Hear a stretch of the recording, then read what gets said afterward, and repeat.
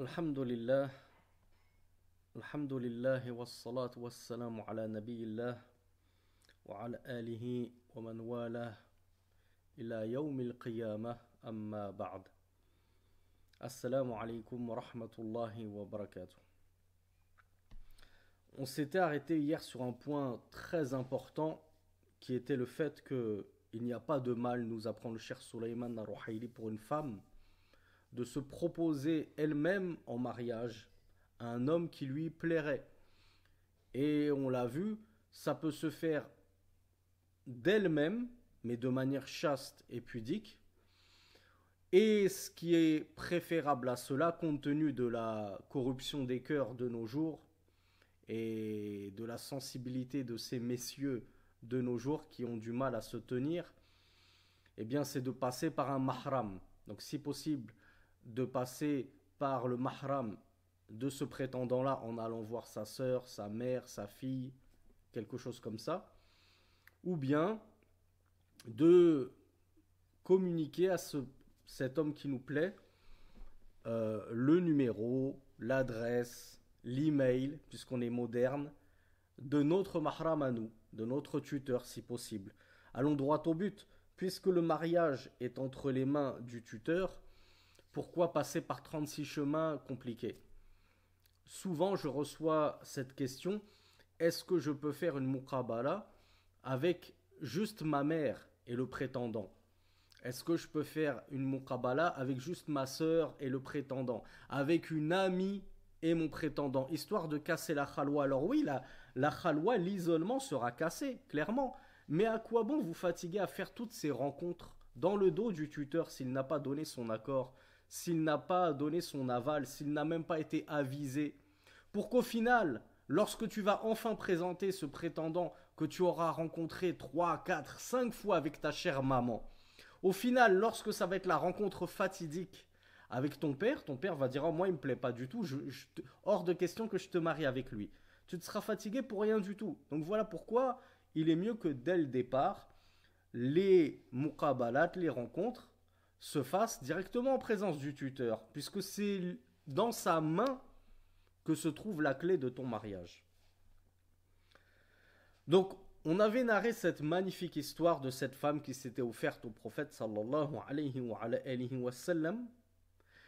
Et maintenant, on va voir le deuxième, le pendant de cette histoire.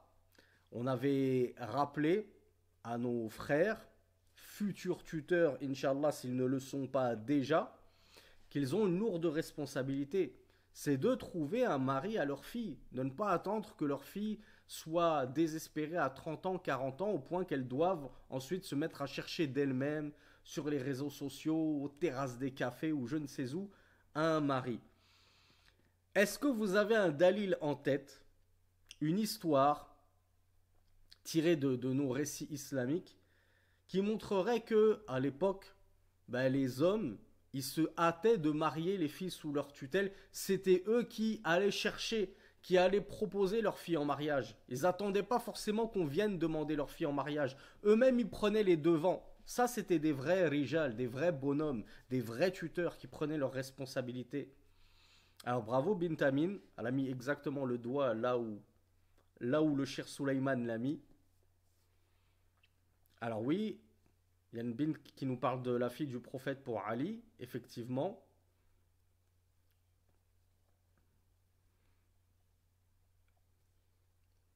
Alors Jerry nous parle de Othman. Quoi, Othman? C'est trop vague comme réponse. Donc bravo Bakari, c'est ce que le shir évoque également. Alors le shir Suleiman Rouhali nous dit: كما أنه لا بأس ولا عيب ولا نقيصة في أن يعرض الولي ابنته على الرجل الصالح. Tout comme il n'y a pas de mal, il n'y a aucun vice, aucun défaut, aucun manquement, aucune gêne, aucune honte à ce qu'un wali, à ce qu'un tuteur propose sa fille ou la fille qu'il aurait sous sa tutelle à un homme vertueux qu'il aurait repéré et qu'il estimerait être bon et convenable pour sa fille. فقد روى البخاري رحمه الله, l'imam al-Bukhari dans son authentique Il nous rapporte cette histoire magnifique, alors je vous le lis directement en français pour gagner du temps, que lorsque Hafsa, la fille de Omar ibn al-Khattab, est devenue célibataire, alors pour ceux qui me suivent sur les réseaux sociaux, est-ce que Hafsa, elle a déjà été mariée avant le prophète sallallahu alayhi wa sallam? Oui, ceux qui n'ont pas vu ma publication, je vous invite à la consulter parce qu'on a tellement calomnié sur Rasulullah sallallahu alayhi wa sallam. C'est pour ça que je dis toujours à mes frères et mes sœurs qui viennent m'écrire en pleurs, on a médit sur moi, on a calomnié sur moi. Le meilleur des hommes n'a pas échappé aux calomnies des insensés. Est-ce que nous, on va y échapper? Rasulullah qui était le plus digne, le plus pudique, le plus droit, le plus intègre, il n'a pas échappé aux accusations de pédophilie, de collectionneurs de femmes, de joueurs, etc., de coureurs de jupons. Alors que regardez, sa première épouse Khadija, il l'a épousée alors qu'il avait 25 ans et elle en avait 40 selon la vie mashhour, la vie célèbre. Sachant que Khadija, lorsqu'il l'a épousée alors que déjà elle avait 40 ans, c'était tout sauf une jeune vierge de 6 ans ou 9 ans. On est d'accord. Elle avait déjà connu 2 hommes dans le cadre d'une union maritale. Elle avait déjà été mariée à 2 hommes. Avec chacun de ces 2 hommes, elle a eu des enfants. Ou en tout cas, il y en a un, elle a eu des enfants. Il est rapporté qu'elle a eu un garçon et une fille. Et le deuxième, il est rapporté qu'elle a eu une fille. Pour la petite faïda, les savants ne sont pas d'accord lequel est venu en premier. Mais avec le premier, visiblement, elle a eu une fille qu'elle a appelée Hind. Et avec le second, elle a eu un garçon qu'elle a appelé Hind. Est-ce que ça vous fait penser à quelque chose? On l'avait déjà évoqué dans une série de cours sur la biographie du prophète sallallahu alayhi wa sallam. Ou peut-être que c'était les cours que je donnais tout seul à la maison, c'était pas en direct. On avait dit pour la petite faïda, le prénom Hind, il fait partie des prénoms mixtes en arabe. Il se donne aussi bien à un garçon qu'à une fille. Eh bien, Khadija, pour la petite histoire, elle a une fille qu'elle a prénommée Hind et elle a eu un garçon d'un autre mariage qu'elle a prénommé également Hind. Tout ça pour dire que Khadija, c'était tout sauf une vierge. Elle avait déjà été mariée 2 fois. Elle avait déjà eu des enfants. Par contre, Rasulullah sallallahu alayhi wa sallam, lorsqu'il l'épousa, lui c'était un homme vierge qui n'avait jamais connu les femmes. Et pourtant, il s'est donné en mariage à une femme qui n'était pas vierge comme lui et qui avait déjà connu des unions maritales contrairement à lui. Premièrement, c'est déjà le plus grand des signes. Lorsque Khadija est morte, radiallahu anha, le prophète sallallahu alayhi wa sallam se remaria quelques années après, environ 3 ans après, puisque selon ce qui est connu, c'est que Khadija est morte en l'an 7 de la prophétie, et il se maria avec Saouda en l'an 10, donc 3 ans après à peu près. Lorsqu'il épousa Saouda, cette femme, qui était-elle? Saouda, certes, elle était noble de lignée, mais elle était très âgée. Il a été rapporté, alors non, elle n'est pas du tout juive, elle est Qurayshiya. Il n'y a pas plus noble que les Qurayshites. Il est rapporté qu'elle avait déjà 66 ans. Je ne sais pas si vous imaginez. Et le prophète, sallallahu alayhi wa sallam, en avait 50 à ce moment-là.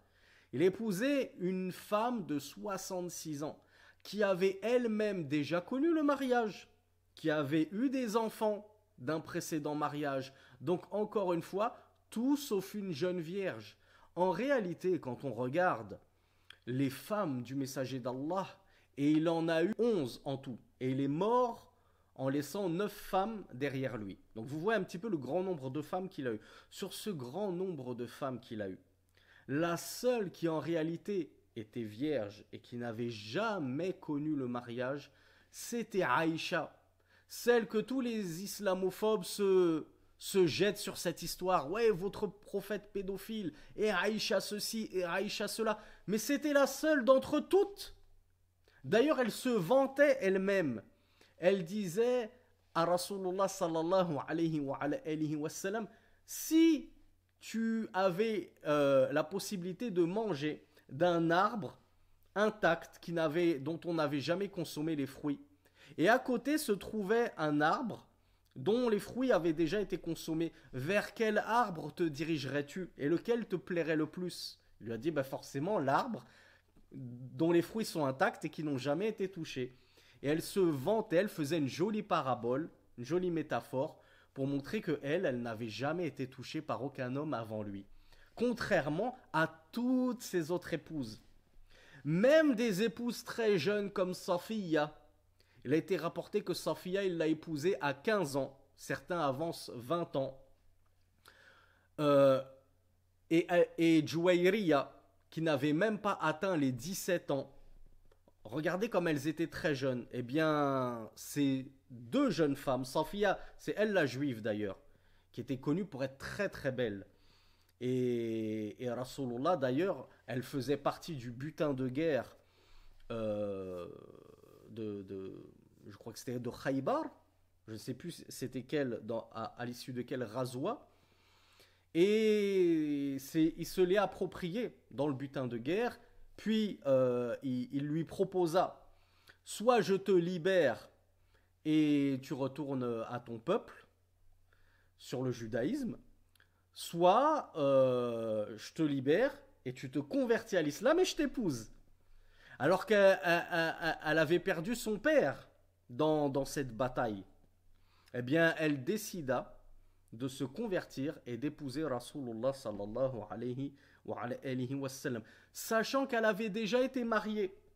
Certains mu'arrikhun, certains historiens avancent même qu'elle avait déjà été mariée 2 fois, alors qu'elle n'avait, selon certaines versions, même pas 17 ans. Vous imaginez, à 17 ans, elle avait déjà connu au moins une fois le mariage. Donc quand bien même Rasulullah sallallahu alayhi wa sallam l'a épousée très jeune, elle était déjà divorcée ou veuve d'ailleurs, puisque son mari est mort. Et pareil pour Juwayriya, qui était aussi très très jeune, en dessous de la vingtaine, et qui avait déjà été mariée. Juwayriya de Bani al-Mustalaq. Donc quand on nous fait croire que Rasulullah il faisait la chasse aux vierges, il n'en a eu qu'une de vierge sur toutes ces femmes. Pourquoi je me suis lancé là-dedans déjà? Ah oui, parce qu'on a l'histoire de Hafsa. Hafsa, lorsque Rasulullah sallallahu alayhi wa sallam l'a épousée, elle avait la vingtaine. Selon les narrations, 20 ans, 21 ans.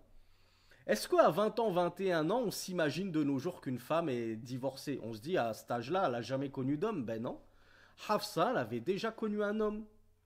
Et son homme est décédé. Donc lorsque son homme décéda,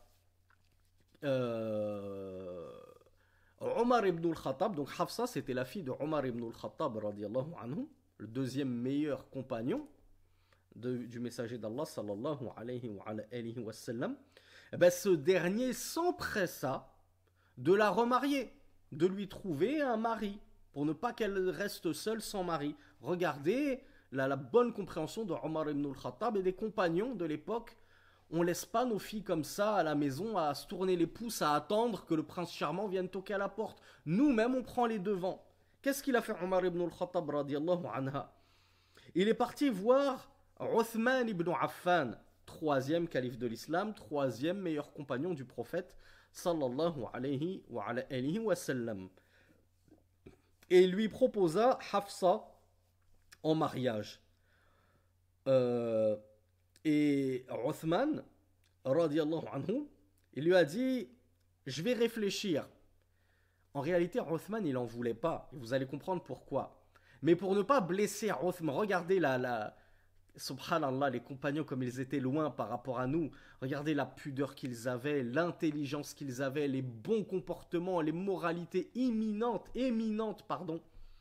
Uthman, plutôt que de lui briser le cœur en disant, non, ta fille, elle ne m'intéresse pas, il lui a dit, je vais réfléchir à cette affaire. Mais en fait, Uthman, il n'en voulait pas de base. Et vous allez comprendre pourquoi. Puis, lorsqu'il recroisa Omar, il lui a dit alors Uthman, il lui a dit, il m'est apparu que je ne devrais pas me marier maintenant. En gros, pour ne pas blesser Omar en lui disant, c'est pas ta fille ne m'intéresse pas, En gros, il lui a fait comprendre que c'était le mariage qui ne l'intéressait pas. Que ce soit ta fille ou une autre, je ne suis pas prédisposé à me marier tout de suite. Donc Omar, malgré tout, il a été un petit peu vexé qu'un noble compagnon comme Othman refuse sa fille. Alors, il alla la proposer à qui? Qui connaît l'histoire? Bravo. Pas tout de suite au prophète. Il alla la proposer à Abu Bakr, meilleur compagnon. Le seul qui était au-dessus de Omar en termes de prestigiosité. De prestige, pardon. Alors Abu Bakr ne dit rien également. Falam yarji' ilayya shay'an, nous dit Omar ibn al-Khattab. Abu Bakr ne me répondit même pas. Alors là, j'ai été encore plus vexé, nous dit Omar ibn al-Khattab, que pour Othman. Othman, déjà, j'étais un peu vexé, mais là, Abu Bakr ne me répond même pas. Et donc là, ça l'a vraiment blessé. Omar ibn al-Khattab, qu'il se prenne entre guillemets deux refus en proposant sa fille à deux des meilleurs compagnons du messager d'Allah sallallahu alayhi wa alihi wa sallam. Fakou, il nous dit j'ai demeuré alors quelques nuits comme ça, sans trouver de mari à Hafsa. Puis, le messager d'Allah sallallahu alayhi wa sallam khatabaha. Il me la demanda, ou il la demanda en mariage, et alors je lui maria, ou je lui mariai, pardon. Donc Omar à ce moment-là a marié Hafsa au messager d'Allah sallallahu alayhi wa sallam. Suite à cela, Omar rencontra Abu Bakr. Et alors Abu Bakr lui a dit, il se peut que tu as éprouvé à mon égard quelque chose lorsque j'ai refusé ta fille en mariage, mais sache que je ne l'ai et que je ne t'ai rien répondu lorsque tu me la proposas. Sache que sache que rien ne m'a empêché de l'accepter, si ce n'était que j'ai entendu le prophète sallallahu alayhi wa sallam l'évoquer. Et alors, il ne m'appartenait pas de dévoiler le secret du messager d'Allah sallallahu alayhi wa sallam. Et sache que s'il ne l'avait pas demandé en mariage et qu'il ne l'avait pas épousée, j'aurais accepté.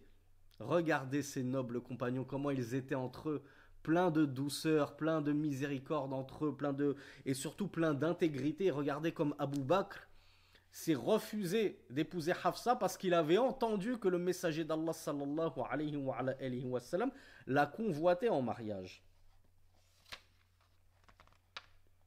Donc au final, Hafsa, elle a eu meilleur que Othman et Abu Bakr réunis. Elle a eu carrément le messager d'Allah sallallahu alayhi wa sallam. Donc la faïda qui nous intéresse ici dans cette belle histoire, c'est aussi une très jolie histoire, c'est que Omar, regardez comme il a accouru à chercher un mari pour sa fille dès qu'elle a perdu le sien. Et regardez qui est-ce qu'il est allé lui chercher. Il n'est pas allé lui chercher un bras cassé, il a cherché parmi les plus vertueux, parmi les plus valeureux des compagnons du messager d'Allah sallallahu alayhi wa sallam, parmi la crème de la crème des croyants. Et le messager d'Allah sallallahu alayhi wa sallam n'a pas blâmé Omar en lui disant mais qu'est-ce que tu fais? Que n'attends-tu pas sagement chez toi qu'on vienne toquer à ta porte? T'as pas honte de proposer ta fille comme ça, comme une marchandise? Non, au contraire, il a agréé cela. Et c'était quelque chose de connu et de normal et de noble que les tuteurs prennent leurs responsabilités et cherchent à marier d'eux-mêmes leurs filles avant même de recevoir tous les... J'allais dire tous les bras cassés, ce serait méchant parce qu'il y a souvent parmi les prétendants de valeureuses personnes, mais parfois c'est comme au marché. Il y a des fruits bien mûrs et des fruits pourris. On ne sait jamais qui vient toquer à la porte. Ça peut être de bonnes personnes comme de mauvaises personnes. Tandis que lorsque le tuteur il prend ses responsabilités et il va lui demander à une personne qu'il connaît pour sa valeur, pour sa religiosité, pour sa crainte d'Allah, sa piété, ben, il est sûr de demander à une bonne personne qu'il connaît.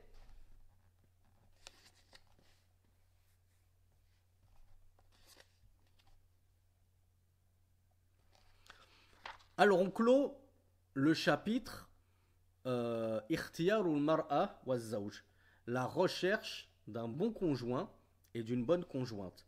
On arrive à la deuxième muqaddima, introductrice, donc la deuxième introduction des prémices au mariage. Donc qu'est-ce qui se passe avant le mariage? Quelle est la première étape après le choix, après avoir repéré une bonne conjointe ou un bon conjoint? Bravo. Alors c'est pas la khutba, c'est la khitba avec une kasra, khitba, qui vient de khataba yakhtubu, ce qui signifie demander. Alors pourquoi ça s'appelle khitba? Je crois que le cheikh en parle d'ailleurs. Filloura, dans la langue, al-khitba, بكسر الخاء مأخوذة من الخطاب وهو الكلام وقيل مأخوذة من الخطب وهو الأمر العظيم والشأن الكبير لأنها متعلقة بأمر عظيم وهو النكاح. Pourquoi on a appelé ça khitba avec une kasra? Parce que ça vient de al-khitab, et al-khitab c'est al-kalam, c'est le discours. Pourquoi? Parce qu'on vient faire un discours devant le tuteur, on vient tel un joli pan, comment on appelle ça, exhiber nos plus belles plumes. Voilà, je suis comme si de telle lignée, j'ai tel travail, je gagne de temps, j'ai telle religiosité, j'aimerais demander votre fille. Donc on en met plein les yeux pour impressionner le tuteur et éventuellement la jeune demoiselle en fleurs. Et donc on prépare son speech. Et c'est là qu'on vient demander la main de cette fille. Et il y en a qui disent que al-khitba, ça vient de al-khatb. Ma khatbukum ayyuhal mursaloun. Que al-khatb, c'est la grande affaire, une affaire importante. Et effectivement, il est question ici d'une affaire très importante.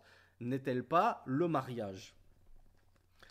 وفي الاصطلاح هو التقدم لطلب الزواج من المرأة أو بالمرأة. Donc al-khitba, c'est le fait de s'avancer pour demander justement une femme en mariage. Donc ce n'est pas le mariage en lui-même, c'est le fait de venir demander à ce qu'on nous à la possibilité de pouvoir marier cette fille.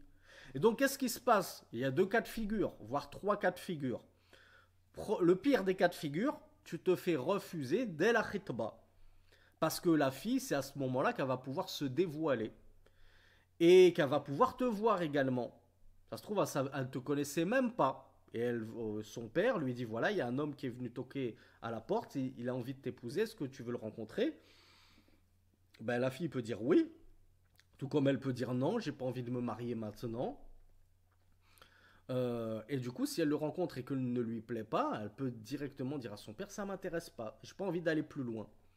Deuxième, comment dire, deuxième scénario, la fille peut être intéressée. Et alors là, elle va se mettre d'accord avec son tuteur en lui disant, j'aimerais que tu le reçoives à nouveau à la maison, une fois, deux fois, trois fois, autant de temps qu'il le faudra pour qu'on arrive à se jauger, J-A-U-G-E-R, donc jauger, c'est-à-dire à évaluer notre niveau. Je veux voir qu'est-ce qu'il a dans le ventre, ce prétendant. Est-ce qu'il est bien religieux? Est-ce qu'il est vraiment convenable? Est-ce qu'il est à ma hauteur, etc. Parfois, une muqabala de 30 minutes, ça suffit pas. On a parfois l'impression de les renouveler, de prendre notre temps. Personne n'aime faire ça dans la précipitation. Et donc, on peut, avec cette ridba, réfléchir. On dit, c'est pas un oui, c'est pas un non. On laisse la porte ouverte à la réflexion. Et dans le meilleur des scénarios, c'est le coup de foudre, tout se passe très bien, comme on dit, la mayonnaise prend. Et alors là, on peut directement dire, c'est parfait, écoute, tu peux revenir le lendemain, on va encore rediscuter s'il faut. Et voilà, déjà le mariage, il se profile très, très sereinement à l'horizon. On peut même avancer une date, on peut même commencer à discuter de la dot, etc. Là, c'est le meilleur des scénarios, c'est qu'on commence déjà à entrevoir le véritable mariage. Donc la khitba, c'est vraiment la porte d'entrée au mariage. Donc le shir nous dit al-khitba shar'an mujarradu talabin wa laysat zawajan. Donc la khitba, c'est uniquement une demande en mariage et ce n'est pas le mariage en lui-même. Alors, j'ai eu écho, je ne sais pas si c'est culturel chez certaines ethnies, chez certaines, dans certains pays, dans certaines cultures, dans certaines traditions. Mais j'ai eu écho que une sœur, elle avait reçu un homme qui est venu faire sa khitba. Donc sa demande de main, voilà, j'aimerais épouser cette fille-là. Et ils ont fait la fameuse bid'a d'Al-Fatiha. Ils ont lu la Fatiha. Et cette sœur Meskina, elle a cru que suite à cette khitba, qui s'est conclue par une Fatiha, elle avait été mariée. Et que son père l'avait mariée à cet homme-là. Et du coup, après, ben, elle a pu justement se retrouver dans des situations de khalwa, d'isolement avec cet homme, parce qu'elle pensait vraiment être sa femme, et lui, son mari. Alors qu'en fait, il n'y avait pas du tout eu de mariage. Ce n'était pas du tout un mariage, c'était une khitba. Mais à cause de l'ignorance des gens, peut-être à cause aussi de ces bidards, de ces innovations qu'on nous a ramenées, et dès qu'on entend Al-Fatiha, on se dit, ah ben, on a fait le halal. Parce que chez certaines cultures, halal égale Fatiha. S'il y a eu la Fatiha, c'est qu'on a fait le halal, ça veut dire on est marié, ça y est. On peut, même si on n'a pas encore fait la grande fête, avec les robes, etc. En tout cas, on n'est pas dans le haram si on se, comment on appelle ça, si on se rencontre, si on se fréquente, si on se côtoie. Donc moi, j'ai eu écho d'une situation comme ça, d'un événement comme ça. Je ne sais pas si vous avez déjà entendu ce genre d'écho. Auquel cas, il faut que ça se sache. Lire la Fatiha n'a jamais marié personne. Et la khitba n'a jamais marié personne. Faites très attention. Et Cheikh Sulaiman al-Ruhaili, il nous parlera d'une autre erreur dans laquelle tombent certaines ethnies, certains groupes ethniques à cause de ces incompréhensions liées à la culture et qui sont liées justement à la culture et non pas à la religion. Donc il y a un frère qui me dit qu'apparemment ça se fait énormément au Maroc. Effectivement, ces personnes-là dont je vous parle étaient d'origine marocaine.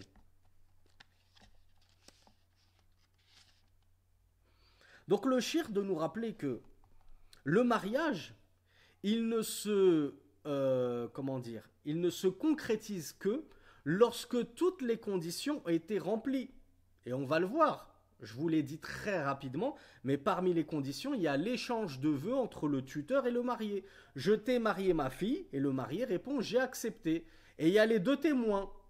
Donc si ça ne s'est pas fait, que c'était juste une demande, j'aimerais, je suis intéressé par votre fille, est-ce que ce serait possible éventuellement de l'épouser? Et que le tuteur dit oui, ce serait possible éventuellement, on va réfléchir, tatati tatata, et ça papote comme ça, qu'est-ce que tu fais dans la vie, on apprend à faire connaissance, et à la fin on lui dit, bah écoute, ce serait possible, oui, on va essayer de mettre ça en place. Même si tu lis la Fatiha après, il n'y a pas eu je t'ai marié ma fille, j'ai accepté. Tant qu'il n'y a pas eu cet échange de vœux, de consentement, c'est pas un mariage. Ça reste une khitba. Et la khitba n'est pas un mariage, nous rappelle le shir. Il nous dit fal khitbatu la yatarattabu alayha shay'un. Rien ne découle de la khitba. La khitba ne t'autorise pas à fréquenter un homme, à encore pire à le toucher, encore pire à l'embrasser. والمرأة المخطوبة امرأة أجنبية عن خطيبها كغيرها من الأجنبيات. La femme makhtouba, donc celle à qui on a demandé la main lors d'une khitba, elle n'en demeure pas moins jusqu'à la concrétisation du mariage qui peut avoir lieu des mois après, voire même une année après. C'est bien souvent dans les cultures, dans certaines cultures, qu'on demande la main d'une femme et que le mariage n'ait lieu qu'un an après, tellement ils ont besoin de temps pour préparer ces mariages pompeux, en grande pompe. Le shir nous dit, tant qu'il n'y a pas eu de mariage, elle a beau avoir reçu un homme, s'est même montré devant lui, etc., lui a même montré ses pieds s'il faut, tant que c'est resté dans le carcan de la khitba, elle n'en demeure pas moins étrangère à cet homme-là. Comme n'importe quelle autre femme étrangère, entre elle et ta boulangère Achi, il n'y a aucune différence. Tu n'as pas le droit de plaisanter avec elle, de l'appeler le soir, de la fréquenter, etc., etc. Considère-la comme une parfaite étrangère. jusqu'au jour J du mariage, jusqu'à même après que le mariage ait été contracté. Donc là, yajuzu lahu an yakhluwa biha abadan. Le cheikh nous dit il est absolument interdit qu'il s'isole avec cette martouba, avec cette fille qu'il a demandé en mariage, tant que, ce n'est pas allé plus loin que la khitba, que la demande de main. Bal inna khalwatahu biha ashaddu min khalwatahu ou ashadda min khalwatihi bil mar'ati al-ajnabiyya. Le cheikh nous dit même pire, le fait que cet homme-là, ce prétendant, s'isole avec sa martouba, avec la fille qu'il convoite, c'est encore pire que s'il s'isolait avec une autre femme étrangère. Pourquoi, à votre avis?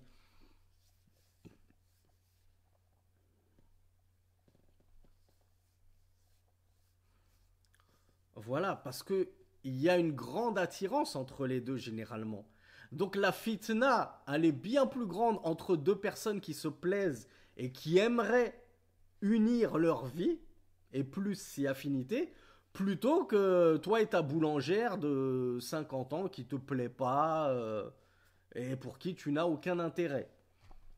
Donc s'isoler avec la martouba, il y a un frère qui me disait malheureusement, je ne vais pas citer le pays pour ne pas vexer certains, il a dit dans tel pays, malheureusement, entre la khitba et le mariage, ça peut durer 1 an, et ils se fréquentent, ils se rencontrent, ils sortent ensemble, et c'est triste. C'est triste, et ça, c'est dû à l'ignorance, et au fait qu'on ait fait passer des cultures et des bidars, des innovations, pour des sunnas, et des choses autorisées.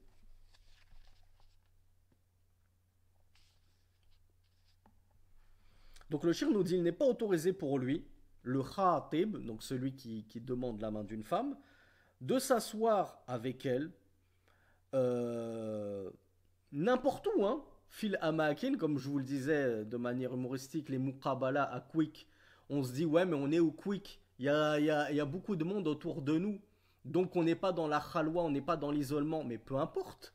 Que tu sois isolé ou pas, qu'est-ce que tu fais assis à la même table qu'elle à partager un filet aux fiches? T'as pas à partager ton filet aux fiches. Et puis elle a de la mayonnaise sur la bouche, tu vas lui essuyer comme ça. Vous avez trop regardé de films d'amour. Vous en êtes même pas. Vous n'êtes pas mariés. Donc il n'y a pas d'attouchement, il n'y a pas de sourire, il y a encore moins de baisers, et ainsi de suite. Il n'y a pas de discussion comme ça intime. Et il n'y a pas de rendez-vous galant au quick. Si on peut estimer que c'est galant d'inviter une femme au quick. Mais je conçois que certains ont les bourses assez chiches, assez vides.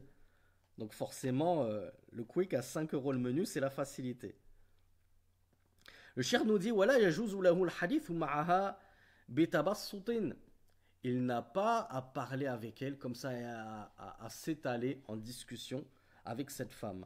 Cependant, il peut lui parler par rapport à des choses dont ils sont besogneux pour la contraction du mariage. Si ça a un rapport avec le mariage, alors oui, à ce moment-là, je peux contacter cette sœur-là. Et comme on l'a dit, préférablement, comme nous l'explique Cheikh Fawzan d'ailleurs, il vaut mieux passer par le tuteur. Ou alors en présence du tuteur. Avec l'aval et la permission du tuteur, de nos jours, on a une facilité incroyable, c'est qu'on a Internet, on a WhatsApp. À mon époque, ça n'existait même pas. Aujourd'hui, tu te crées un groupe WhatsApp avec le tuteur, tu te mets sur le groupe et voilà, tu peux échanger comme ça avec ta martouba. Le tuteur, il voit tout, donc il sait exactement ce que vous vous dites, et ça facilite énormément. Et ça, c'est la meilleure des choses à faire. Faire ça en présence du tuteur, dans la vie réelle comme dans la vie entre guillemets virtuelle, sur WhatsApp et ainsi de suite. On avait posé justement la question à Cheikh Fawzan, est-ce que j'ai le droit d'appeler et de converser directement avec ma martouba? Il a dit oui si son tuteur a donné son accord.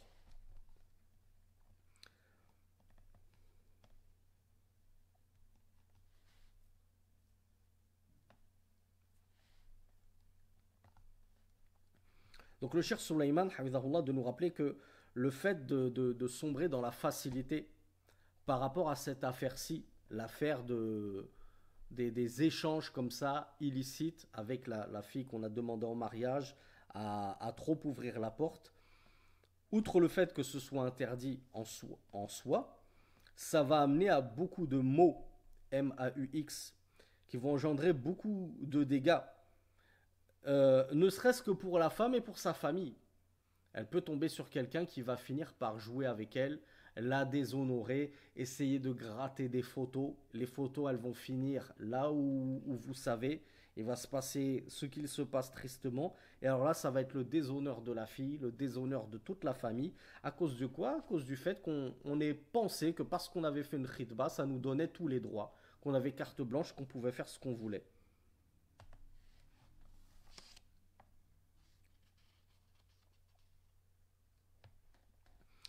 Et le Cheikh Suleiman, Hafidhahullah, il nous dit que de nos jours, imaginez, hein, le Cheikh, il vit en Arabie Saoudite. Après, bien entendu qu'il a des échos qui lui parviennent de nombreux pays dans le monde. Il nous dit, de nos jours, les gens se sont tellement simplifiés les choses qu'un homme va demander la main d'une femme, et alors, les gens, la famille de cette femme, vont leur dérouler le tapis rouge et vont leur faciliter l'illicite. Ils vont les asseoir l'un à côté de l'autre dans l'isolement, dans une pièce comme ça, à l'abri des regards et des oreilles de la famille. بل ربما هيأوا له المكان وخففوا الأنوار ويجلس معها لوحده. Ils vont même mettre la lumière tamisée, hein, une petite ambiance romantique. On vous laisse tranquille, faites connaissance. Dans le plus grand des calmes, c'est même la famille qui va, sans pudeur aucune, donner leur fille, la prunelle de leurs yeux, à un loup-garou, comme on le disait précédemment, en leur mettant une petite ambiance romantique. Et nous, on vous laisse tranquille, papoter bien, faites connaissance, jusqu'à ce que, voilà, il y ait pu avoir des attouchements durant ces rencontres-là, des baisers échangés dans le dos de la famille qui n'aura jamais rien su puisque c'est eux qui les ont isolés, qui les ont placés dans un endroit isolé. Wal'iyadhu billah.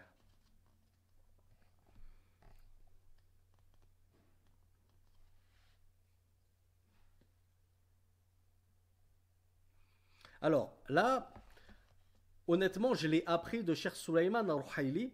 Je n'ai jamais entendu parler de cette coutume et cette tradition. Donc je suis vivement intéressé euh, quant à savoir si vous en avez déjà entendu parler de cette tradition.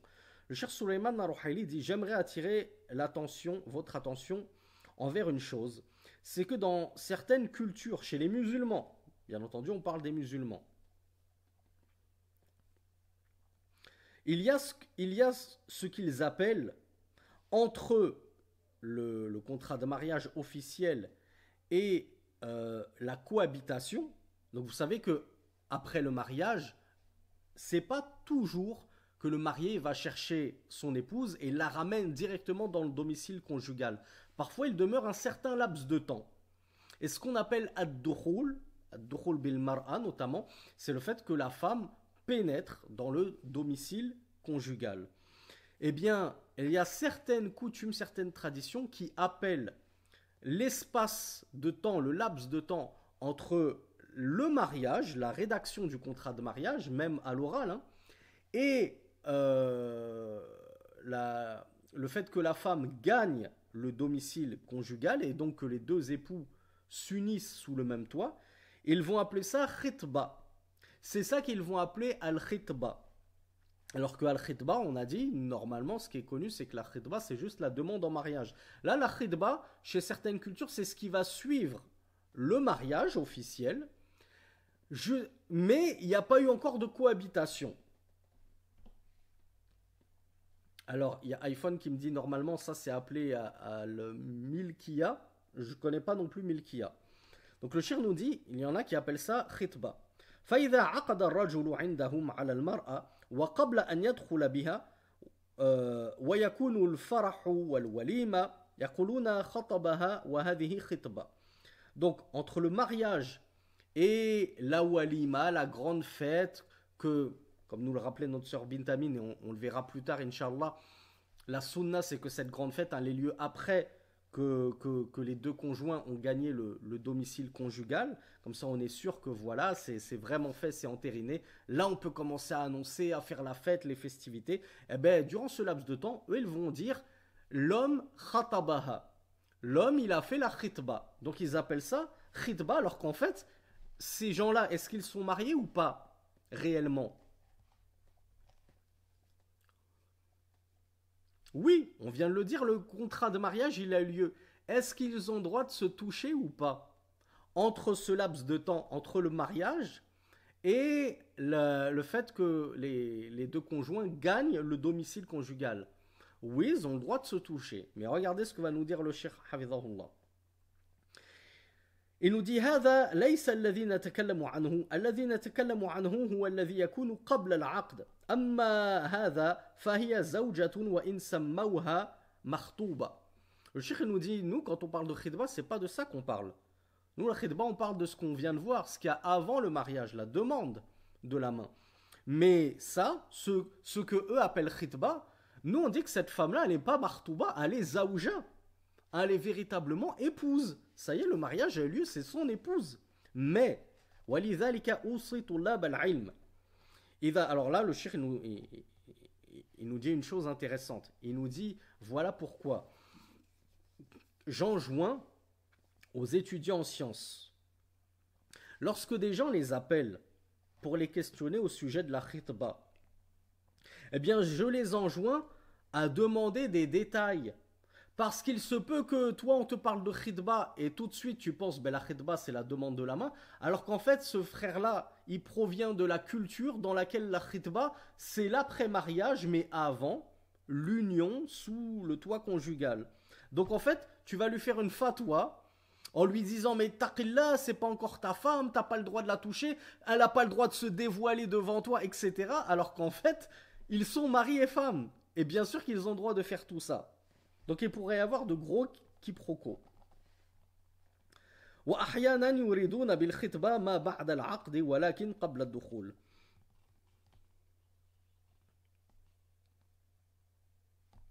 Mais là le cheikh il va adresser un conseil à nos sœurs. Et ça peut être un conseil judicieux.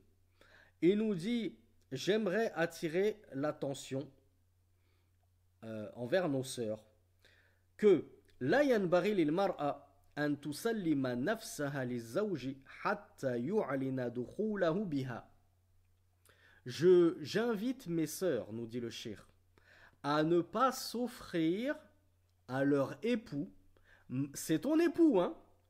Ça y est, le mariage a eu lieu, le contrat de mariage a eu lieu. Vous n'avez pas encore consommé le mariage. Le cheikh nous dit, j'invite nos sœurs à ne pas s'offrir à leurs époux tant que l'époux n'a pas annoncé l'union conjugale, c'est-à-dire que vous avez tous les deux gagné le domicile conjugal.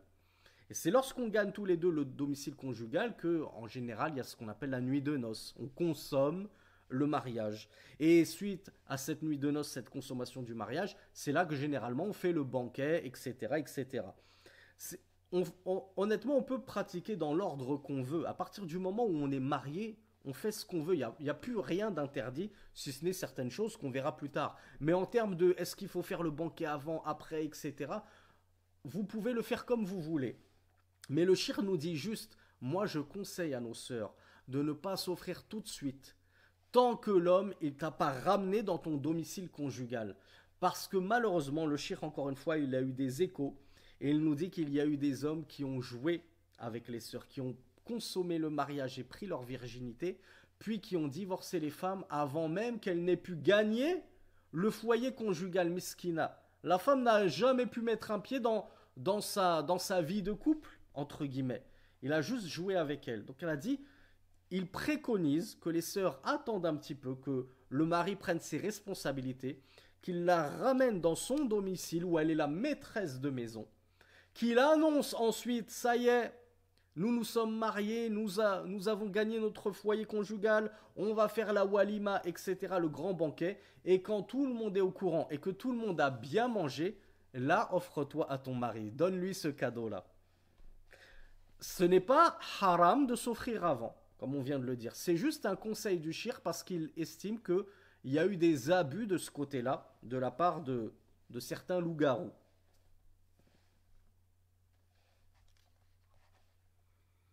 Et le shir nous dit, il y en a qui, après avoir consommé le mariage, avant d'avoir ramené la femme au domicile conjugal, ils vont la délaisser et ils vont renier le fait d'avoir touché cette femme, le fait d'avoir consommé le mariage avec elle. Ah non, non, je suis désolé.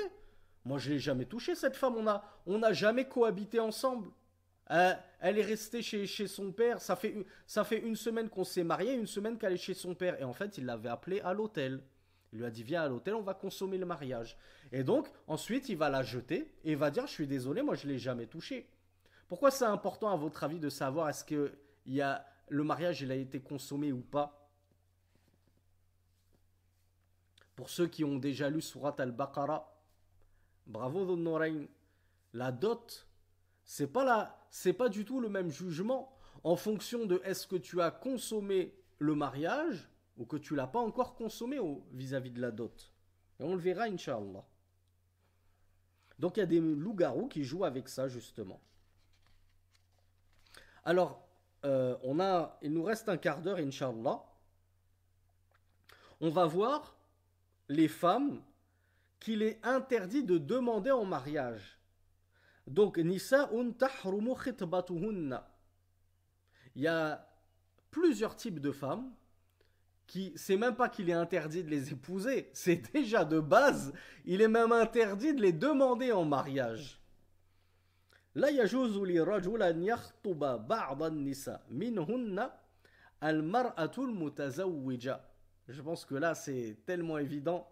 Abou Ayyan il y a pensé tout de suite. La femme mariée, une femme qui est déjà mariée, il est absolument interdit d'aller la demander en mariage. يحرم على رجل أن يخطب امرأة متزوجة بإجماع العلماء. Ça fait objet d'unanimité entre les savants qu'il est rigoureusement interdit de demander en mariage une femme qui est déjà mariée. Pourquoi? Ben ça paraît évident. Tu vas semer la corruption au sein des foyers des gens, au sein des couples des gens. Et ton frère Phil-là, tu vas peut-être lui voler, lui subtiliser sa femme si tu lui as tellement fait ton numéro de charme qu'au final, elle va demander le divorce avec son mari pour aller t'épouser toi. Donc on ne touche pas la femme des autres. C'est absolument interdit. Et le shir de nous dire, alors, est-ce que au moins il y a moyen qu'on fasse des sous-entendus? Ok, on ne la demande pas en mariage clairement, mais elle nous plaît tellement que je vais lui faire un sous-entendu. Ce qu'on appelle en arabe at-ta'rid.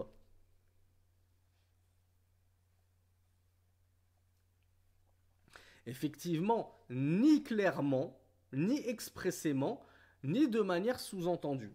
Donc le shir nous dit la bit-tasrih mithlu an yaqula laha لو طلقك فلان لن أتركك بعد العدة يوما سأتزوجك ولا بالتعريض كأن يقول أظن أنك لو كنت أرملة أو مطلقة لا يتركك الرجال.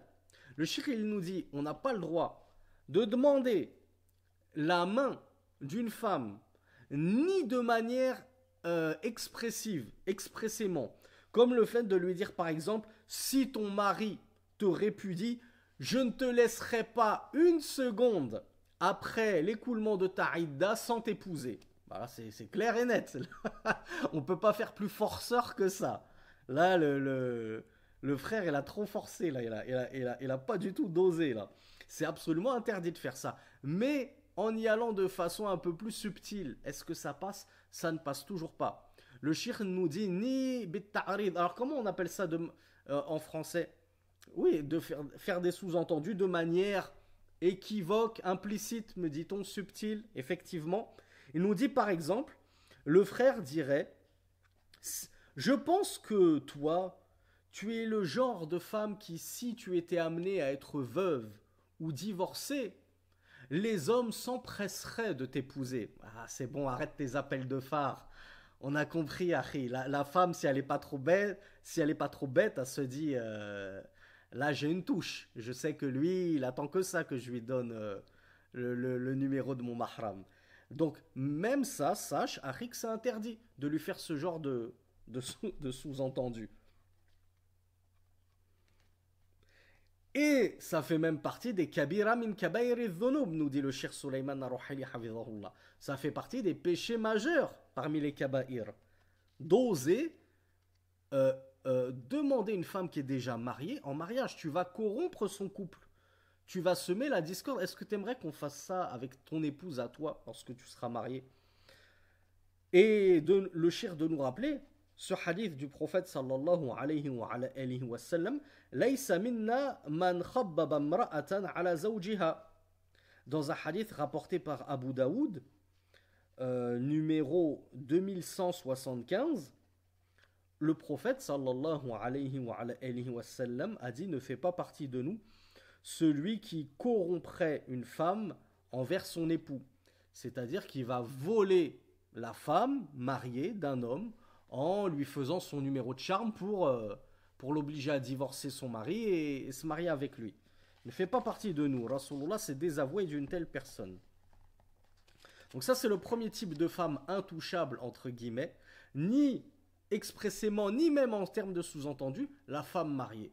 Laissez les femmes des autres, ne les touchez pas, va te chercher une autre femme. C'est pas ce qui manque, alhamdoulilah, des célibataires éplorés dans notre Ummah, et qu'Allah leur accorde une prompte délivrance et un mari pieux le plus rapidement possible, Inch'Allah. Je dis pas Inch'Allah, je retire mon Inch'Allah parce qu'il ne faut pas dire Inch'Allah quand on fait des doigts. Deuxième type de femme qu'il ne faut pas demander en mariage, al-mar'atul mutallaqa talaqan raj'iyan fi iddatiha. Alors, il y a un type de femme qu'il est interdit de demander en mariage, c'est la femme divorcée. Mais est-ce que c'est toute femme divorcée? Alors il y a Soubien qui nous précise celle qui est encore dans sa période de viduité. Effectivement, vous êtes nombreux à me l'avoir dit. Donc le shir nous a dit, la femme qu'il est interdit de demander en mariage, c'est la femme divorcée d'un divorce raj'i. Qu'est-ce que ça veut dire raj'i? Par opposition à ba'in, ça veut dire un divorce dans lequel son mari peut toujours la récupérer. Donc cette femme, elle est fi iddatiha. Deuxième condition, elle est encore dans sa période de viduité. Et on a vu c'est combien déjà pour la femme divorcée, la période de viduité? 3, c'est pas 3 mois. Attention, soyez précis mes frères et sœurs. 3 menstrues. Il y a une femme qui peut avoir ces 3 menstrues dans le même mois. Ou sous 40 jours. Elle les a un jour. Elle a 7 jours de pureté. Elle a encore une deuxième fois ses menstrues pendant un seul jour. 7 jours de pureté. Elle a encore ses menstrues. En un mois, elle a fait ses 3 menstrues. Donc c'est pas 3 mois, c'est 3 menstrues. Eh bien, pendant qu'elle est dans son délai de viduité et qu'elle est hypothétiquement récupérable, parce que son mari ne l'a divorcée qu'une seule fois ou 2 fois. On a vu la 3e fois, ça y est, ne peut plus la récupérer, sauf cas exceptionnel qu'on a déjà détaillé. Eh bien, celle-là, la yajuzu li rajul an yakhtuba al-mar'ata al-mutallaqa talaqan raj'iyan fi iddatiha. La tasrihan wa la ta'ridan. Il n'a pas le droit, l'homme, de demander en mariage une telle femme, ni expressément, ni de manière claire et sans équivoque, ni de manière subtile et détournée. Et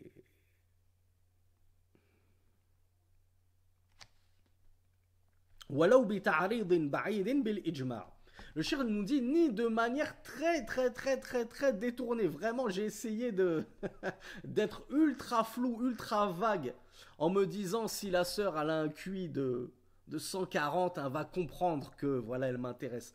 Non, éloigne-toi de cela. Selon l'unanimité des savants, ce n'est pas permis. Parce que, pourquoi ce n'est pas permis? Qu'est-ce qu'elle a? Quelle est sa situation, cette femme qui est dans son délai de viduité? Bravo Amina, on l'a déjà dit. Bravo Dhun Nourayn. Bravo Bintamin. Bravo Al-Hajj. Bravo Mariam. Bravo Dododoun. Vous connaissez tous la réponse. Parce qu'elle est toujours femme de cet homme, du premier. Elle est toujours son épouse.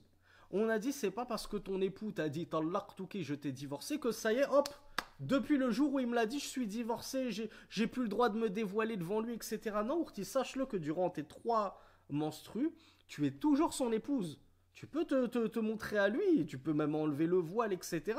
Puisque tu es toujours son épouse. Et d'ailleurs, s'il te touche avec un grand T, si vous voyez ce que je veux dire, à ce moment-là, durant les 3 menstrues, s'il te touche, qu'est-ce qui se passe? C'est une zina, c'est de la fornication. Bravo Dhun Nourayn. S'il te touche, on considère qu'il t'a récupéré. Quand bien même il ne le voudrait pas, on dira, ben désolé, c'est pas un jeu. Tu voulais pas la récupérer, fallait pas la toucher. Tu l'as touchée, on considère que c'est une récupération de ton épouse. Donc c'est pas de la zina, c'est de l'amour avec un grand A, entre mari et femme. Parce que c'est toujours ta femme, tant que ne se sont pas écoulés les 3 cycles menstruels. Donc voilà pourquoi il est interdit de proposer le mariage à une femme divorcée tant que c'est un divorce où elle est hypothétiquement récupérable et qu'elle est toujours dans sa idda, dans sa période de viduité. Allah subhanahu wa ta'ala nous dit, le cheikh nous évoque un autre cas de figure. أما المطلقة طلاقا بائنا أو المتوفى عنها زوجها. Quant à celle qui a été divorcée 3 fois, donc ce que je vous ai dit, on appelle ça un talaq ba'in, un mariage entre guillemets, comment je l'appellerais, un mariage, pas un mariage, un divorce, je sais pas comment on pourrait l'appeler, un mariage, un divorce péremptoire peut-être, irrévocable, il est pas mal ce mot-là de Imad. Un divorce irrévocable, si ce n'est qu'il faudrait qu'elle épouse un autre homme de manière désintéressée, qu'il consomme le mariage et qu'il la répudie de manière désintéressée comme on l'a déjà évoqué. Donc voilà pourquoi ce divorce-là, le 3e, il est entre guillemets irrévocable. Eh bien, ou bien la femme veuve qui a perdu son mari, est-ce qu'il est autorisé, puisqu'il n'y a elles ne sont plus la femme directe, hein. Après le 3e mariage, ça y est, le 3e divorce, pardon, elle n'est plus ta femme. Donc est-ce que, puisque ce n'est plus la femme de qui que ce soit, parce que son mari est mort, donc elle n'a plus de mari, est-ce que j'ai le droit de la demander en mariage? Alors bravo Dhun Nourayn qui a eu la bonne réponse. Melek aussi elle a une bonne réponse. Le cheikh nous dit إنه لا تجوز خطبتها صراحة. Il n'est pas autorisé de la demander en mariage expressément, de manière claire, cette femme-là. وهي في عدتها, tandis qu'elle est dans son délai de viduité. ويجوز التعريض بذلك. Cependant, il est autorisé de faire un sous-entendu. Donc le seul moment où je peux être comme ça, équivoque, vague, faire un vague sous-entendu auprès de cette femme qui m'intéresse, c'est lorsque elle est dans sa idda suite à un veuvage ou suite à un 3e divorce irrévocable. Allah subhanahu wa ta'ala nous dit dans le verset 235 de la sourate Al-Baqarah, la vache, وَلَا جُنَاحَ عَلَيْكُمْ فِي مَا عَرَّضْتُمْ بِهِ مِنْ خِطْبَةِ النِّسَاءِ. Et nul grief contre vous à sous-entendre, c'est-à-dire à sous-entendre la khitba des femmes, à sous-entendre la demande de main des femmes. Donc Allah subhanahu wa ta'ala ici, il nous a cité ce verset numéro 235, vous le verrez, juste à la suite du verset où il nous parle des femmes veuves dont les maris sont morts. Donc Allah subhanahu wa ta'ala nous dit à ce moment-là, il n'y a pas de mal à évoquer une possibilité de la demander en mariage, mais de manière comme ça très subtile, très équivoque.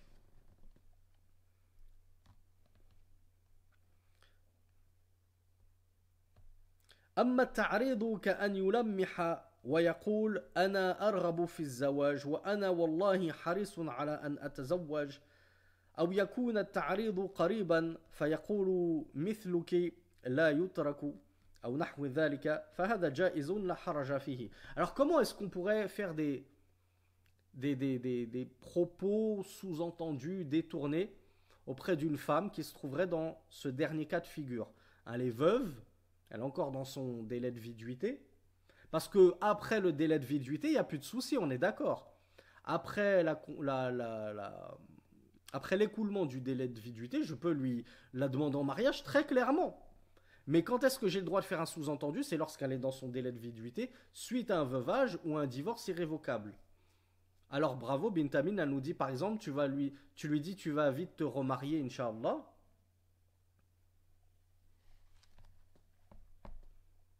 Bravo Altaïr, c'est exactement ce que le cheikh nous dit. Une personne telle que toi ne saurait être délaissée, ne saurait rester seule, ce genre de choses. Bakary nous dit tu ne resteras pas longtemps célibataire.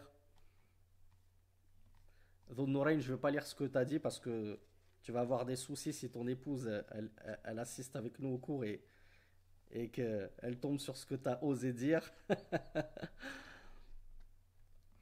Donc le cher Suleiman nous dit par exemple, il y a le fait que tu lui fasses des appels de phare en disant Ana arghabu fi zawaj.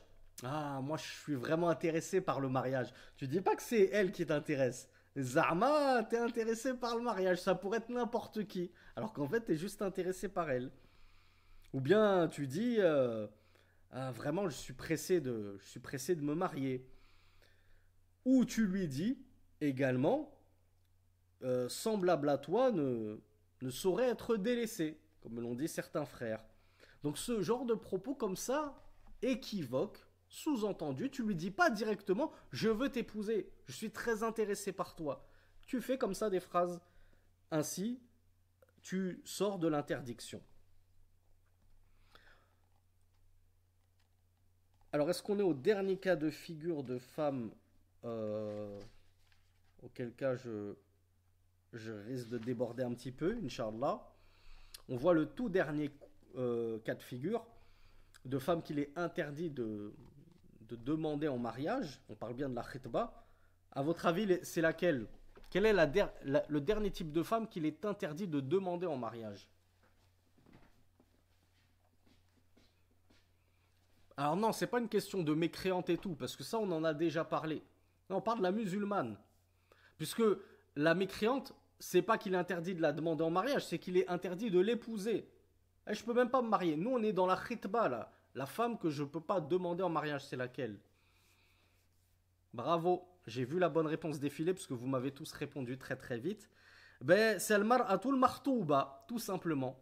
C'est la femme qui a déjà été demandée en mariage, c'est-à-dire on a déjà demandé sa main. Il y a déjà un homme qui s'est présenté pour la demander en mariage. Donc, allez, comme on le dit en français, en pourparler.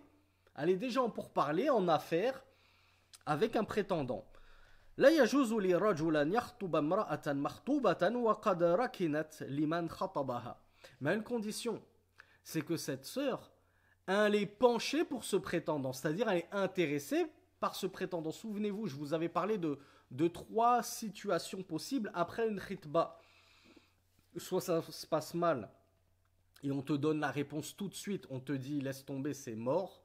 On te le dit peut-être de manière plus poétique, mais le frère il comprend tout de suite qu'il n'y a rien à gratter. Deuxième situation, ben, t'es pas sûr. Donc on va essayer de se revoir, on va rediscuter, faut qu'on mette les choses à plat, faut qu'on soit sûr, faut pas se précipiter. Donc toi, tu es dans le flou, c'est ni un non ni un oui. Et la meilleure des situations, c'est qu'on te dit, ouais, la sœur est intéressée. Donc soit carrément on parle directement de mariage, soit on refait une rencontre au besoin, mais déjà tu es fixé, tu te dis, ah ouais, la sœur elle est intéressée, c'est en très bonne voie. Quand je me trouve dans un tel cas de figure, et que la sœur elle est intéressée par ce prétendant-là, qui est venu demander sa main, eh bien tu n'as pas le droit, toi mon frère, de venir demander la main de cette sœur, alors qu'elle est déjà en train de réfléchir à un autre homme que toi. Elle lui a certes pas encore donné sa réponse, mais elle réfléchit sérieusement à cet homme-là. Donc le Cheikh Sulayman al-Ruhayli, hafidhahullah, il nous cite déjà la parole du prophète sallallahu alayhi wa sallam. ولا يخطب الرجل على خطبة أخيه. Dans un hadith unanimement authentique, le prophète sallallahu alayhi wa sallam nous dit qu'un homme ne demande pas la main d'une femme, donc la khidba, sur la khidba de son frère, sur la demande de main de son frère. Ce hadith, vous le retrouverez dans Al-Bukhari, numéro 5142, et dans Muslim, numéro 1408. Donc le cheikh nous dit يجوز خطبتها في الحالات التاليات. Il est autorisé de demander sa main à cette femme dans les situations suivantes. الحالة الأولى إذا ترك الخاطب الأول خطبتها. Première situation, c'est lorsque le premier khatib va. Alors khatib, je le dis toujours en arabe maintenant, vous comprenez. C'est al-khatib, celui qui vient faire la khidba, qui vient demander la main. Si ce khatib, c'est lui qui, comment on appelle ça, qui se rétracte. Hein, à chaque fois on parle du tuteur et de la femme qui disent non, il ne m'intéresse pas. On est d'accord, ça peut arriver qu'un khatib, lorsque la sœur a enlevé son niqab, qu'il l'a vu pour la première fois ou qu'il a vu ses pieds, il a eu peur, il a pris ses jambes à son cou, il a dit ça, je suis plus intéressé. Donc lorsque le khatib, le premier, il se rétracte et dit bah, finalement c'est moi qui suis plus intéressé, j'ai pas envie de pousser plus loin et d'aller jusqu'au mariage. Ben, dans un tel cas de figure, la sœur, elle a une demande de main en mariage, mais elle a le droit dans ce cas-là d'accueillir de nouvelles demandes. C'est pas un cas où c'est interdit. Deuxième cas où il est autorisé de demander la main d'une femme alors que on a déjà demandé sa main précédemment. إذا أذن الخاطب الأول فقال له لا بأس تقدم وهي تختار. On tombe sur un grand gentleman. Il y a un khatib qui a demandé la main de cette sœur. Et il sait qu'il y a un autre homme qui est intéressé, qui aimerait aussi la demander. Eh bien, ce premier khatib, il va donner la permission. C'est même pas le wali, c'est même pas le tuteur de la sœur, c'est pas la sœur non plus. C'est le premier khatib, il donne la permission au deuxième frère et lui dit vas-y, va demander également sa main si tu es intéressé et celle qui choisira, que le meilleur gagne. Grand gentleman, respect à ses frères qui arrivent à raisonner ainsi. Donc dans un tel cas de figure, il n'y a pas de mal donc à demander la main d'une femme dont on a déjà demandé la main, parce que j'ai eu l'autorisation du premier khatib. Et en effet, la preuve de cela, le cheikh nous dit qu'il a été rapporté d'Ibn Omar radiyallahu anhuma, annahu kana yaqul, qu'il disait naha an-nabiy sallallahu alayhi wa sallam an yabi'a ba'dukum ala bay'i ba'din wa la yakhtuba الرجل على خطبة أخيه حتى يترك الخاطب قبله أو يأذن له الخاطب. Dans Sahih al-Bukhari, numéro 5142, Ibn Omar nous dit le prophète sallallahu alayhi wa sallam a interdit à ce que on vende sur la vente de nos frères. On a déjà étudié ce chapitre dans des séries de cours précédentes qui avaient trait aux transactions. Et de demander la main d'une femme sur la demande de la main de son frère. Jusqu'à ce que le premier khatib avant lui ne se rétracte et ne délaisse cette affaire-là, ou qu'il lui donne la permission, que le premier khatib lui donne la permission également de demander la main de cette femme. Dernière situation, الحالة الثالثة إذا كانت الخطبة مجرد عرض ولم تتخذ المرأة ولا وليها قرارا. Lorsque la khitba, ça a juste été une simple demande comme ça, et que la femme, elle n'a pas encore pris de décision, ni elle, ni son tuteur. Ils sont complètement indécis. Ils ne sont même pas intéressés par le frère, ils sont indécis. فإنه على الراجح يجوز أن يعرض عليها الرجل نفسه أو يعرض غيره. Alors à ce moment-là, selon l'avis prépondérant, nous dit le Cheikh Souleymane Narouhaili, quand vous entendez avis prépondérant, dans votre tête, ça doit faire tilt. Vous devez tout de suite vous dire, ah, ça veut dire qu'il y a un khilaf. C'est-à-dire que ce n'est pas le seul avis qui existe. Mais Cheikh Souleymane nous dit, l'avis prépondérant, le plus correct, c'est que dans un tel cas de figure, si la femme est indécise, qu'elle ne penche pas positivement vers le premier khatib, alors toi, tu peux venir te proposer en mariage à cette femme ou proposer autrui. Donc tu peux faire une khidba sur une khidba précédente. Pourquoi? Parce que la femme n'a pas encore pris sa décision et elle est indécise.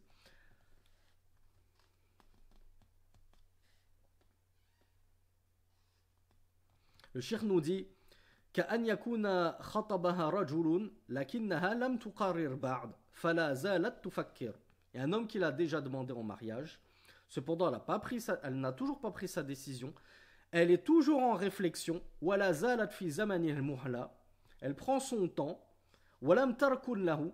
Elle ne penche pas pour ce premier khatib. فالراجح من أقوال أهل العلم أنه يجوز للرجل أن يعرض عليها نفسه أو على وليها. Alors, selon l'avis le plus correct, d'entre les paroles des gens de science, il est autorisé, c'est-à-dire à une deuxième personne, un deuxième homme, de se proposer à elle en mariage, de lui demander sa main, ou de le demander à son tuteur. Fatima, c'est quoi la preuve de cela? On le trouve de l'histoire de Fatima bint Qais, radiyallahu anha. Elle nous dit, Lamma halaltu, lorsque j'ai été libre de tout engagement, j'ai évoqué au messager d'Allah sallallahu alayhi wa sallam que Muawiyah ibn Abi Sufyan ainsi que Abu Jahm m'avaient khatabani, ils m'avaient khtoub, comme les maghrébins disent. Ils avaient demandé ma main en mariage, tous les deux. فقال رسول الله صلى الله عليه وآله وسلم. Quant à Abu Jahm, c'est quelqu'un qui ne délaisse pas son bâton de son épaule. Alors, je ne vais pas rentrer dans les ta'wilat, il y a différentes explications des savants. Ce n'est pas ce qui nous intéresse ici. Quant à Muawiyah, c'est quelqu'un qui est fauché, n'a pas de sous. Inkihi Usama ibn Zayd. Épouse plutôt Usama ibn Zayd. Alors, déjà, donc je vais plus loin, je termine le hadith. Fakarihtuhu. Et moi, j'ai détesté cela, nous dit Fatima bint Qais. ثم قال انكحي أسامة. Alors le prophète répéta, épouse Usama. فنكحته. Alors je l'ai épousé. فجعل الله فيه خيرا. Et Allah en a fait un grand bien. واختبط به. Et j'ai été très heureuse avec lui. Ce hadith, vous le retrouverez dans Muslim, numéro 1480. Il est où le point qui nous intéresse? Le point qui nous intéresse, c'est qu'elle a évoqué que deux hommes l'ont demandé dans la même période. Du coup, elle était indécise. Je ne sais pas lequel je choisis, Muawiyah ou Abu Jahm. À tel point qu'elle est allée consulter le prophète sallallahu alayhi wa sallam pour lui demander son avis et son opinion. Lequel est-ce que je devrais épouser? Si c'était interdit de demander la main d'une femme qu'un homme avait déjà demandé, dont un homme avait déjà demandé la main, Rasulullah l'aurait dit. Il serait allé voir Muawiyah, il serait allé voir Abu Jahm, il leur aurait dit Taqullah, craignez Allah, c'est grave, lequel de vous deux est venu le premier? Eh bien, le deuxième n'avait pas à venir demander la main de cette femme. Mais comme Rasulullah a vu qu'elle était indécise, cette femme, à tel point qu'elle est venue demander conseil à Rasulullah, lequel j'épouse? Je sais pas, j'ai pas encore fait mon choix, j'ai pas pris ma décision. Donc, dans un tel cas de figure où la femme n'a pris aucune décision, et ne penche pas pour le premier prétendant, un deuxième prétendant peut venir se manifester. Mais si elle penche pour le premier prétendant et qu'elle est en réflexion quant à l'épouser, c'est une réflexion positive, elle aimerait effectivement l'épouser, alors à ce moment-là, c'est terminé. Plus personne ne peut venir essayer de créer un embouteillage devant sa porte pour la voler au premier prétendant. Et une autre petite faïda, c'est que regardez, Rasulullah sallallahu alayhi wa sallam, de lui-même, il a jugé que celui qui lui conviendrait le plus, ce n'est ni l'un, et pourtant c'était Muawiyah, hein, celui qui a pris le commandement des croyants et des musulmans, après Al-Hassan ibn Ali, qui avait pris lui-même le commandement après son père Ali ibn Abi Talib, quatrième calife de l'islam, Muawiyah ibn Abi Sufyan, personnage très important dans l'islam. Et bien malgré tout, Rasulullah n'avait pas conseillé à cette femme d'épouser Muawiyah. Et il lui avait déconseillé d'épouser Abu Jahm. Et il lui avait plutôt dit épouse Oussama. Et Oussama, c'était qui? C'était le fils de l'esclave affranchi du prophète sallallahu alayhi wa sallam. Et il était d'origine on dit comment, abyssienne, Abyssine, l'ancienne Éthiopie. Alors qu'elle, c'était une noble femme, abyssinienne, d'accord, abyssinienne. Ben, comme Abdullah, ben, tu passeras le salam à toute l'Éthiopie de notre part, Abdullah. Et donc, Rasulullah lui a proposé un fils d'esclave affranchi, d'origine entre guillemets éthiopienne, alors qu'elle c'était une femme prestigieuse. Et voilà pourquoi au départ elle a détesté cela, elle a réprouvé cela. Elle se voyait plutôt avec soit Muawiyah, soit Abu Jahl, mais pas Oussama ibn Zayd. Mais Rasulullah a insisté parce qu'il savait que c'est pas ce qui fait la grandeur d'un homme, c'est pas que t'es un fils d'esclave affranchi, c'est pas parce que t'es noir, que t'es d'origine africaine et ainsi de suite. Ce qui fait la valeur d'un homme, c'est sa piété. Et Oussama, tout comme son père Zayd ibn Haritha, étaient deux des plus grands musulmans, des plus grands compagnons du messager d'Allah sallallahu alayhi wa sallam, des plus grands pieux et saints et rapprochés d'Allah de l'histoire de l'islam. Et Rasulullah disait d'Oussama, c'est ma réjouissance, fils de ma réjouissance. Il aimait profondément son esclave affranchi Zayd ibn Haritha, que les mécréants disaient c'est le fils adoptif de Mohammed, mais il n'y a pas d'adoption en islam. C'était pas son fils adoptif, mais effectivement, il s'en est occupé comme si c'était son fils. Il l'a libéré et il l'a entretenu, il s'en est occupé comme un homme s'occuperait de son fils. Et il a aimé profondément le fils de Zayd ibn Haritha qui était Oussama. Voilà pourquoi il conseilla à cette noble femme d'épouser Oussama, parce qu'il savait que c'était quelqu'un de très pieux. Et alors, regardez ce à quoi mène l'obéissance du messager d'Allah. Regardez, cette femme-là au départ réprouvait cela, mais Rasulullah a insisté. Elle s'est soumise au conseil du messager d'Allah. Elle a fait ce qu'il lui enjoignait. Elle s'est mariée avec Oussama et finalement elle a dit ça a été un grand bien pour moi et une source de réjouissance ineffable. Allahumma barik. Donc on s'arrête là. Jazakumullahu khayran. Wa sallallahu ala nabina Muhammad. Subhanakallahumma wa bihamdik.